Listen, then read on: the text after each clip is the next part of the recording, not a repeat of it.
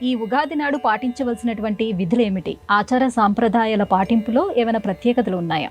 ప్రతి యుగానికి ఒక ఆది ఉంటుంది. అష్టావింశతితమే మహాయుగే 28వ మహాయుగం ఇది.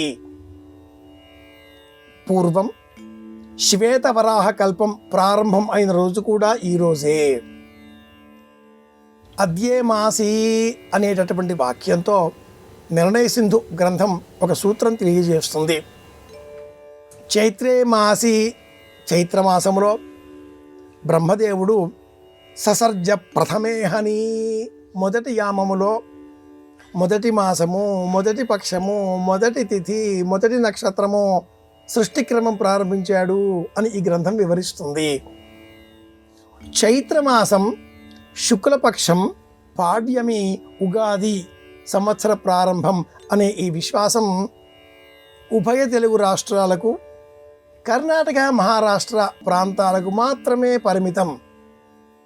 తమిళ దేశీయులకు సూర్య సంచారం మేషరాశిలో ప్రారంభం అయినప్పుడు మొదలవుతుంది, ఏప్రిల్ 15వ తేదీ. అదేవిధంగా గుజరాత్ తదితర ప్రాంతాల వారికి సంవత్సర ప్రారంభం ఆశ్వీజ బహుళ అమావాస్య అనంతరం దీపావళి మరుసటి నాడు ప్రారంభం అవుతుంది. మన దేశానికి వింధ్యస్య ఉత్తర దిగ్భాగం యూపీ, కాశీ, ఇతర క్షేత్రాలలో బార్హస్పత్యమానం గురువు సంచారంతో వారు లెక్క పెట్టుకుంటారు కనుక వారికి కాళయుక్తి నామ సంవత్సరం మాఘ బహుళ పాడ్యమితో ప్రారంభం అవుతుంది. ఏ విధంగా చూచినా ఈ ఉగాది పాటించవలసిన విధులలో ఉదయమే లేచి నిత్యక్రియలు అనంతరం బొట్టు పెట్టుకొని శరీరం అంతా కూడా తైలాభ్యంగనం చేసి నువ్వుల నూనె అలదుకొని గోరువెచ్చని నీటితో స్నానం చేసి పరిశుభ్రమైన ఉదికిన వస్త్రములు కానీ కొత్త వస్త్రములు కానీ ధరించి ఆ పిదప మంగళతోరణములు గుమ్మానికి అలంకరించాలి. స్నానం చేసిన తర్వాత కొత్త వస్త్రాలు కట్టుకున్న తర్వాత మాత్రమే ప్రధాన ద్వారానికి మంగళతోరణములు. అనంతరం దేవతాగృహంలో అంటే నిన్న చేసిన నిర్మాల్యం తొలగించి దీపారాధన చేసి దేవతార్చన చేసి 2 తమలపాకులపైన వక్కలు ఏర్పాటు చేసి బ్రహ్మదేవుడిగా సంకల్పం చేసి పూజించాలి. ఆ తరువాత పంచాంగమును అలంకరించి ఉగాది పచ్చడిని సిద్ధం చేసుకునే విధంగా కుటుంబ సభ్యులందరి సహకారాన్ని స్వీకరించాలి.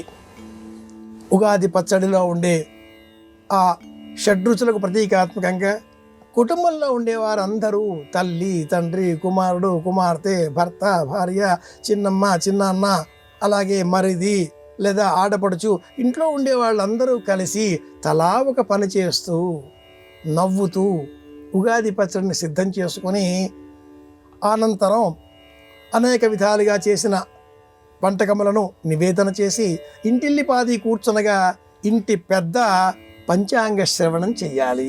సంక్షిప్తంగా ఎవరికి వారికి వారి ఆదాయ వ్యయాలు వగైరాలని కూడా చెప్పిన అనంతరం ఉగాది పచ్చడిని ప్రసాదంగా స్వీకరించాలి.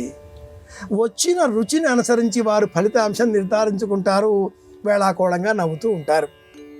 అనంతరం సాయంత్రం సమయానికి సమీపంలో ఉండే ఆలయానికి వెళ్ళి దేవతా దర్శనం చేసి తిరిగి ఇంటికి వచ్చి పెద్దలకు నమస్కారం చేసి వారి ఆశీర్వచనములు స్వీకరించాలి.